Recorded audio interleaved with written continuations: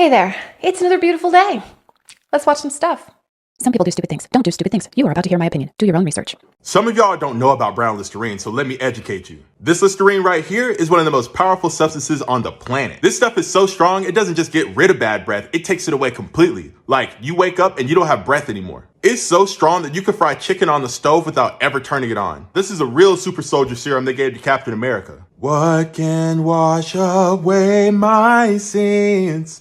Nothing but the blood of Jesus and this Listerine. You put one bottle of this in your gas tank and it'll run for weeks off of fumes alone. If this gets in your eye, that's it. You no longer have an eye. This stuff is strong enough to power a plane trip across America.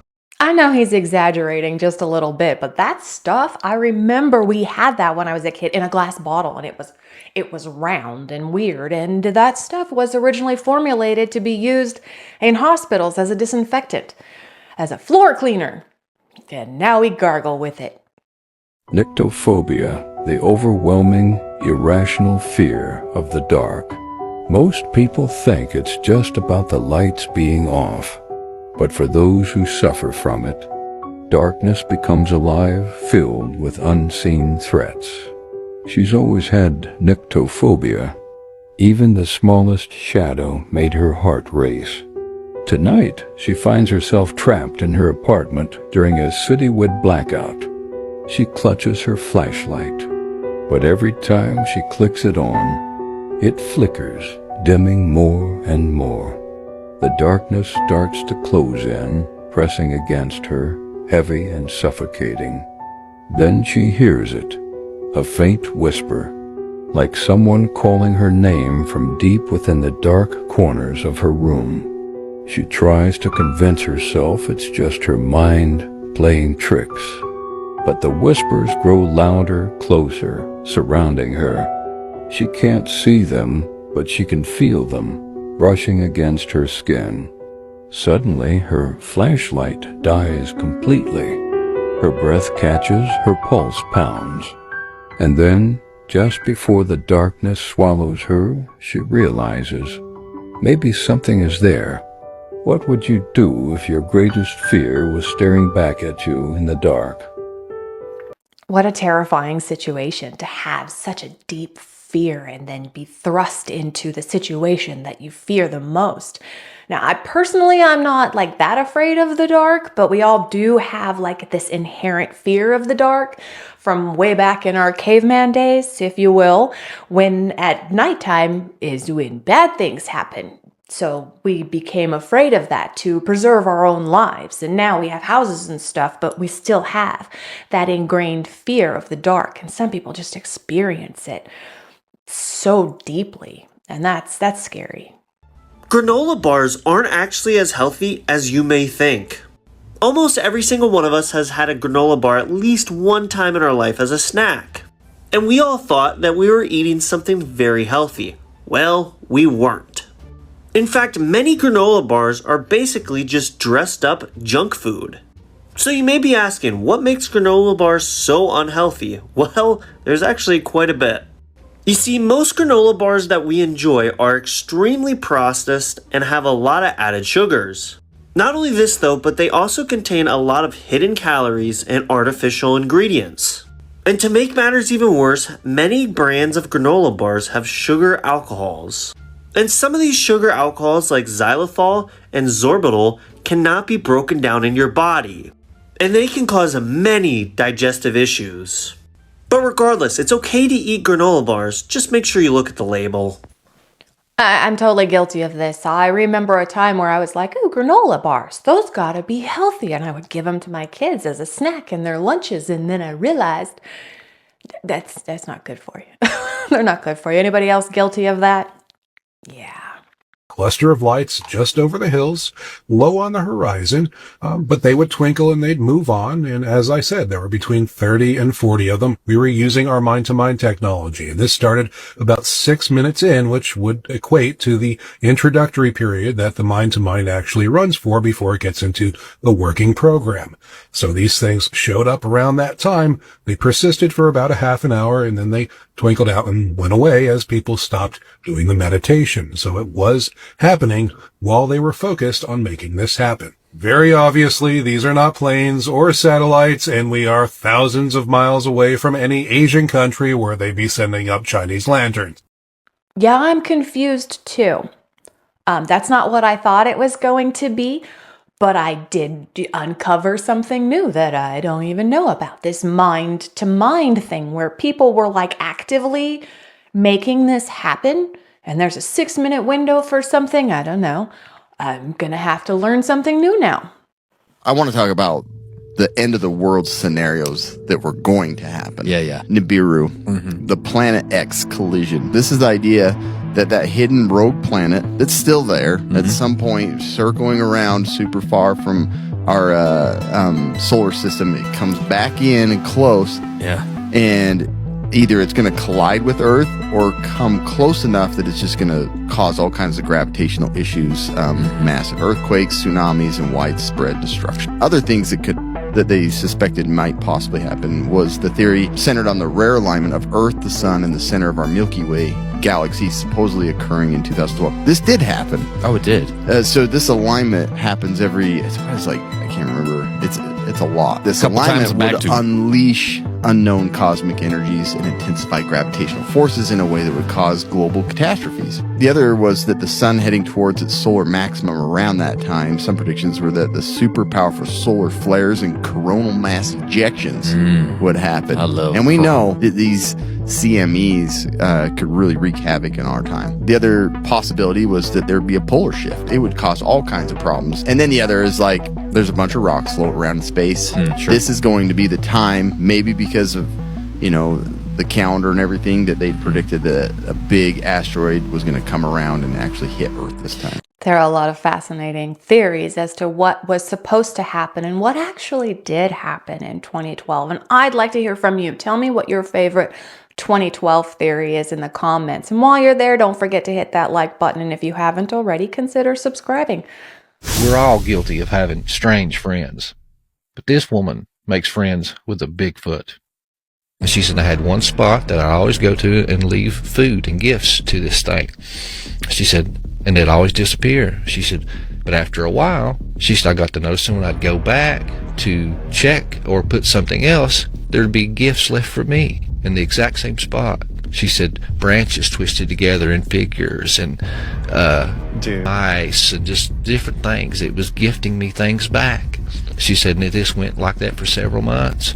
And she said, then one day, she said, I heard a voice. And she said, it wasn't audible. She said, it was in my head. It was telepathically talking to me, letting me know and thanking me for the gifts and wanted to know if I received my gifts. And she said, and I started communicating with this thing, formed a relationship with it. She said, after several weeks and months of going out in the woods and telepathically mind speaking with this thing back and forth and gifting with it, she said, it started conversating more, and I asked it to reveal itself to me. She said, and it was just this huge creature covered in hair from head to toe, what we would call a Bigfoot.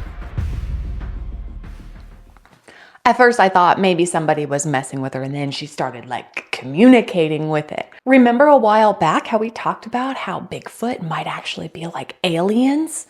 And that's what we think aliens do. They communicate telepathically. So maybe she came across an alien or some other nefarious being, or maybe she's just crazy. I don't know. It was a great story though.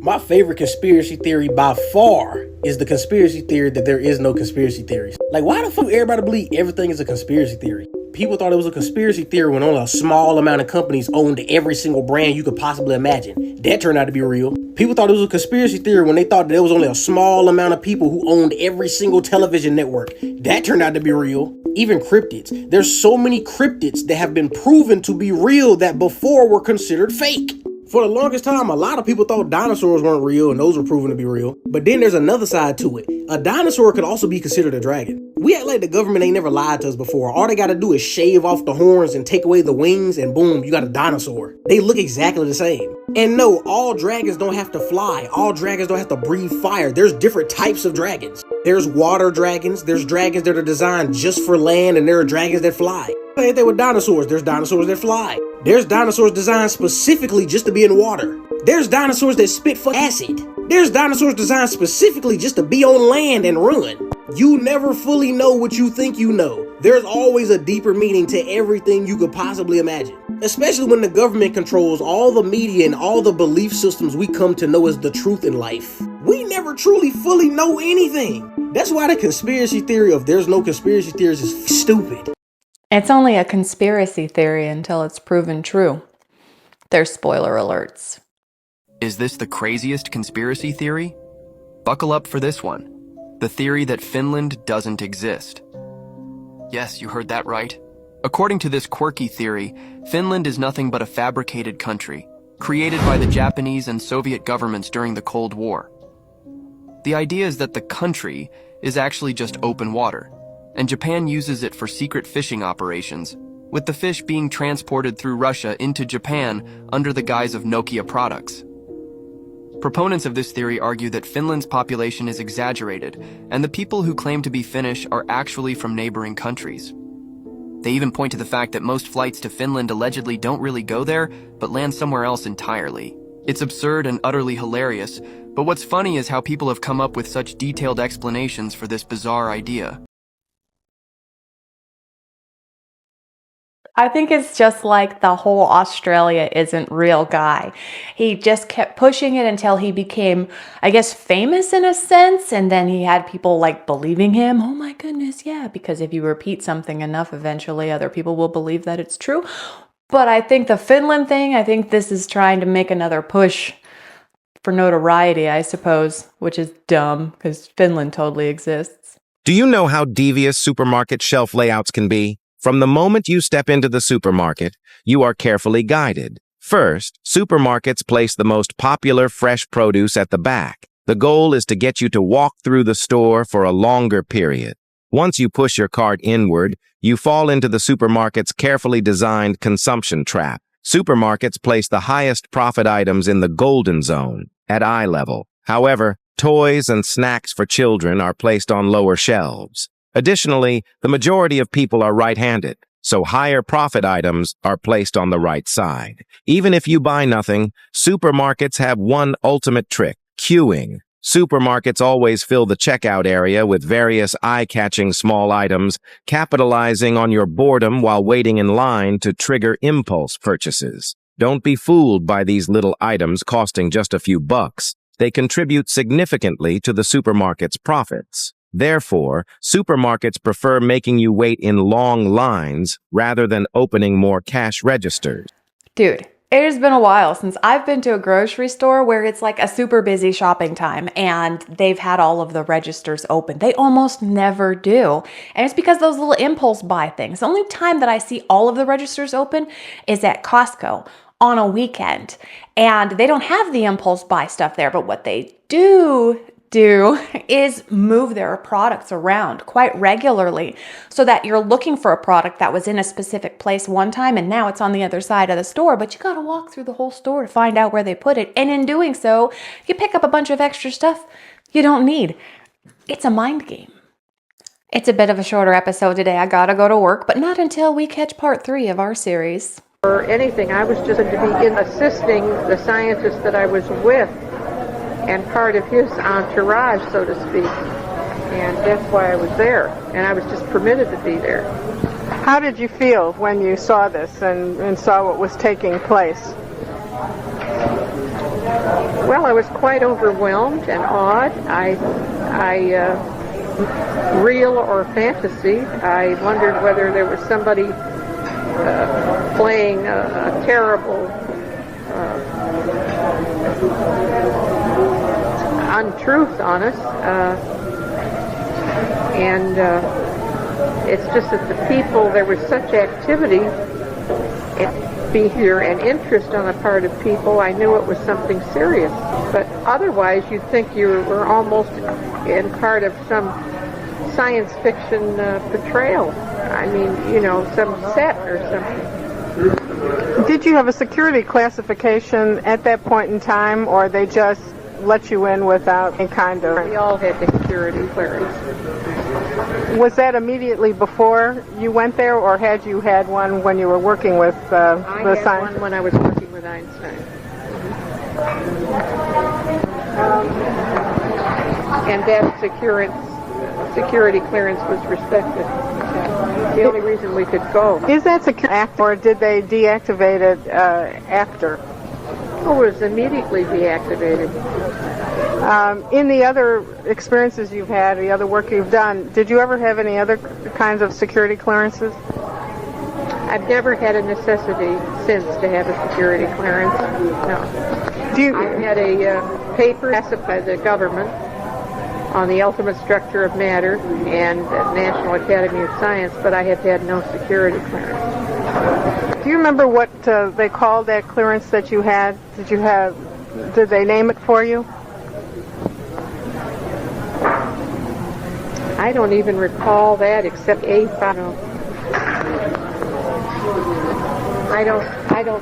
have to look that up.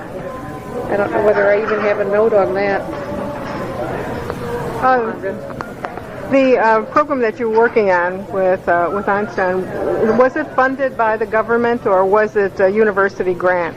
Grant to him at that university at that time to have outstanding students from around the country picked to work with him that particular summer in nuclear chemistry. Did you have a title that was given to you while you worked there? Special student. Did he take any other students with him? No, I was the only student. Lucky you. Come on. I was his pet, I have to admit that. I was. I have to admit that. There were 29 summer. Were you there when... I'm the only girl either.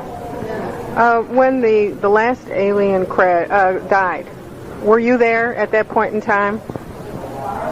No, I wasn't. I was back at the motel in a city nearby, and I had been told, and I would be able to keep the being alive. How many were there originally? 9. I saw 9. 8 bodies, and then later we communicated with that one, so there were 9. And can you describe they were? Oh, I sure can. I remember that very well. They were a very light, soft, gray, I'd call it grayish green, really. And they had a slim, lean, they had no nose, but they had markings where a nose opening would be. They had eyes and a mouth, no eyebrows. They had ears. They had a very forehead, and I'd say relative to the rest of their body. And the ones that I saw were approximately maybe 5 feet tall. So here I am, waiting this whole time to hear about how Albert Einstein was flown in to see this alien crash. And I'm pretty sure that part about Albert Einstein was just cut in from a different section, and it had nothing to do with this alien crash. Which is disappointing because the subtitles on the top there are very misleading, and I've been duped. But that's okay. It's still a really good story. We've got one more part to go. We're going to catch it on Monday. Thank you so much for sharing your time with me. If you haven't already, please hit that like button and consider subscribing. Then come on back in a couple of days because we're going to watch some new stuff. I'll say different things. It's going to be fantastic. Until then, have a wonderful day.